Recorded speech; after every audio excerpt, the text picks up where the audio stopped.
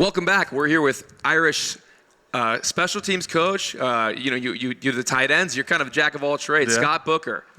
Coach, tell us a little about the current signees you got so far. You got 3 guys in so far, and just tell us a little bit about, first, I guess start with Jalen Elliott. Yeah, well, again, this is an exciting day for Irish Nation and having all these guys in, specifically my area, the East Coast. Virginia has been very productive for us, and we feel like Jalen Elliott's going to fit the mold as a productive player, great athlete. First of all, great leader, 2-time captain, state championship winner, and really understands what it takes to work hard and be a productive player for us. Played a lot of positions, played offense and defense, 2-way player for his high school team, and he'll play defensive back for us. You talked a little bit about your area, and maybe I should have started with that, but really, you're kind of all over the place. You're in Jersey, you're in Florida. Tell us a little bit about where exactly you are with recruiting, and maybe how that kind of transpired. Yeah, well, I'm originally from Pittsburgh, Pennsylvania, so I have a knowledge of that region of the country. But I'm specifically in New Jersey, Virginia, Maryland, D.C. area, which has been a very good area for us. And then you move down south to Georgia, and then northern Florida. So it's on the East Coast. I'm not really in the Midlands or in the West Coast per se.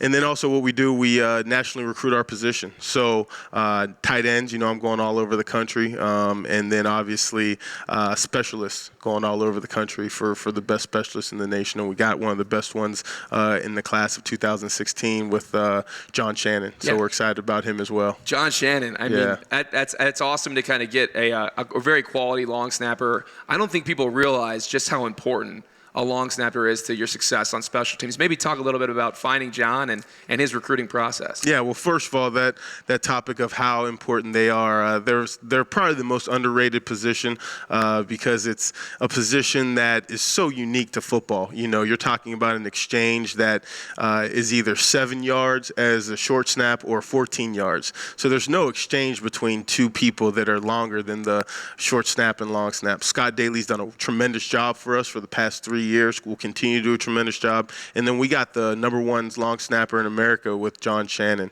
He was in the All-American game down in Texas, the Army All-American game, and is a proven long snapper that's done it here on our campus under pressure-packed situations. And we're just excited to get him here full-time in June. It's going to be great for him to learn from somebody like Scott, but really something that maybe people don't understand is that these long snappers not only have to snap it absolutely perfect, but then they have to run down on punt, and they have to cover the kick.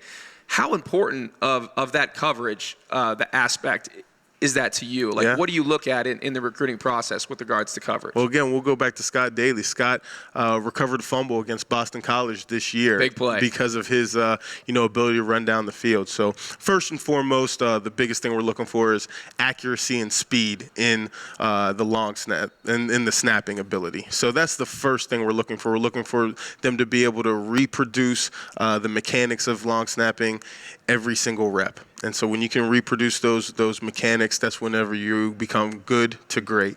And then the next thing, obviously, is we want guys that are able to run down the field and be able to cover a lane. And, they don't have to be the best tacklers or anything like that, but they got to be able to run down, get in the face of the returner, and be in position whenever their time is called. Scott has a couple tackles on his repertoire. I know he wants us to say that. And then obviously he has a fumble recovery as well. And that's the same things we're looking for as production from John. They're not going to be the leading tackler on the team, but they're going to be guys that can get down there when their time's called. They're going to have to produce. That specialist recruiting cycle, I feel, is so much different than the skill positions. Yep.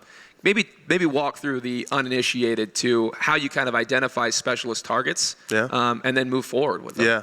Well, it's unique as well because you're not looking to take one every year. So with the other positions on offense and defense, quarterback usually is the one that gets the least amount of recruiting just because you take just one a cycle, right? Right. Every other position you're usually taking more than one. Right. Offensive line, you're taking 3 or 4. Defensive line, same thing, DBs. Right.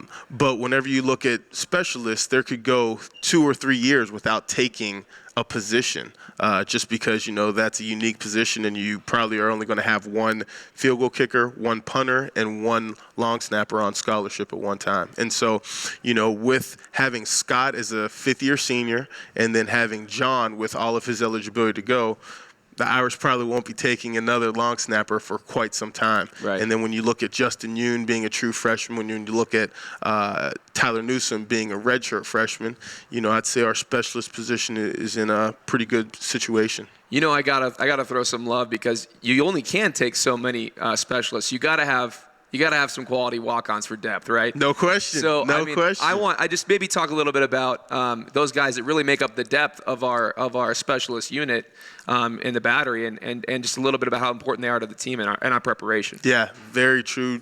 And so you have usually 3 on scholarship, and then where you really are getting your depth, like you said, is those walk-ons. And so we have John Cherishon, Jeff Riney. We had Hunter Smith as a walk-on backup long snapper, and Sam Kohler is another walk-on specialist that we have. And those guys really are very intricate in a lot of ways. Not only do they help us, obviously, if we have injuries or someone goes down on Saturdays, but for the look teams, for the scout teams, right, they're kicking and punting and snapping for those, and that's very important too. They have to be accurate, and they also have to be able to have great competition with our guys that are on scholarship. Nothing breeds excellence like competition, and so we want to have competitive guys if they're on scholarship or if they're not on scholarship. For people that don't know, we actually had a walk-on kicker not too long ago, David Ruffer, who became an All-American, and people that aren't at practice are probably not aware of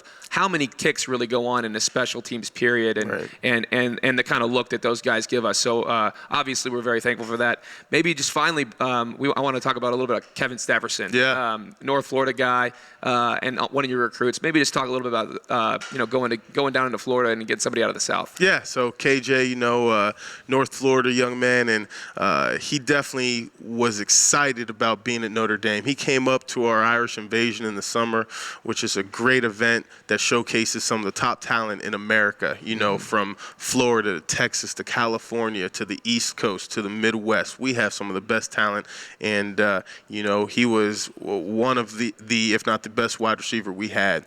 He was the fastest wide receiver we had at that, and really showcased great skills, ball skills, and route running ability. So, he comes from a great family, really good program in First Coast High School down there in Florida, a program that competes for state titles every year, and going to be a tremendous addition to our wide receiver core. I had the privilege of interviewing Kevin or KJ, and sorry, I don't know him like you know him yet, but I had the privilege of interviewing him, and what struck me was just how cerebral he was, how much he cared about his family, and those little things that I just really think separates him from the pack. And so I thought that had to be something that stuck out in recruiting. Of course, no question. Whenever you recruit a young man to the University of Notre Dame, it's not just solely on what's on the field, but it's also obviously what's in the classroom, and then what type of family he comes from. And for a young man to come up here from Florida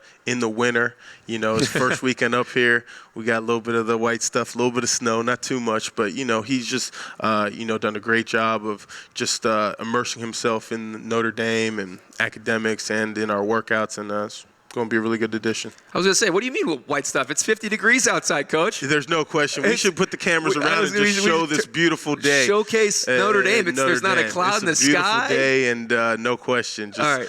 So sun beaming off of Our Lady. I know. We got a great view of her today. Yeah. So finally, the last segment of this interview is going to be called the hot topic, and it's something we're going to do with every coach. And I'm going to ask you 16 questions. 16 for the class. How'd you come up with for the class of 16? Of course, right? Of course. So we're going to start, and I want you to answer them as honestly as you possibly can. Okay. Is this rapid fire? Rapid fire, as quickly as you possibly can. Okay. All right. Is there a buzzer? No. Is there a lifeline? If you want a lifeline, you can I'm phone, just trying to you can phone a friend. There's a phone a friend. I can be your friend. There's no lifeline, but there's a phone. Yeah, you can call me. So, excellent. So with that being said, the hot topic. You have to do that. Yeah, the hot topic. Okay. Would you rather go for 1 or 2? 2. I like that. Receive or defer? Receive. Heads or tails? Heads. If you were a type of food, what would you be? Chicken. I like that. Wings. Wings. Yes. What's your spirit animal? Lion. Kobe or Jordan? Jordan. Not friends anymore. What Disney princess are you?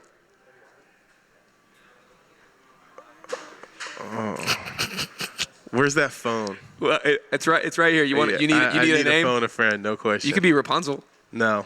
Cinderella, No. Snow White, No. Ariel. Possible. Okay, we'll go with Ariel. All right. That's also questionable. Ideal burrito type.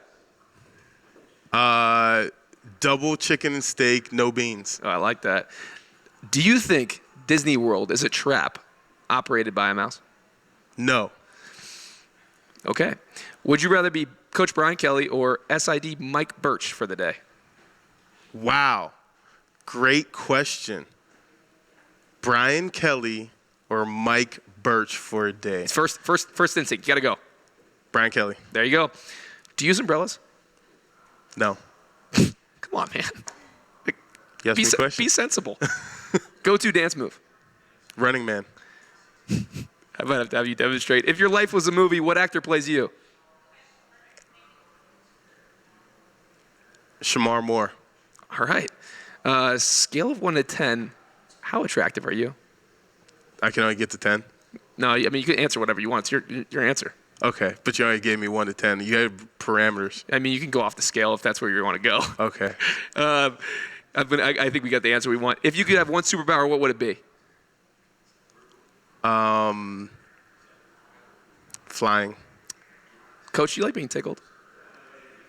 No. Coach, you made it through the hot topic. Do you have any hot topics? I mean, like, can we?